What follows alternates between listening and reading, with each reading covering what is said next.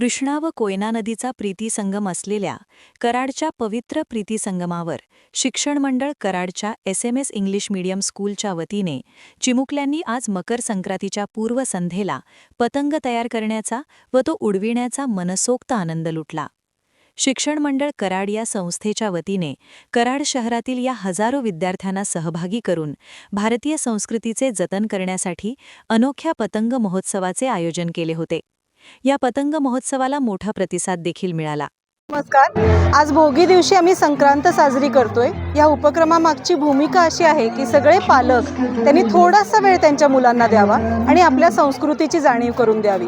हा पतंग आकाशात उंच उडवताना प्रत्येक दोरीला पालकांची साथ असावी ही शाळेची कायमची भूमिका राहील आणि हीच दोरी बळकट करण्यासाठी शाळा समर्थ आहे हे आम्ही दाखवून देण्याचा प्रयत्न करत आहोत.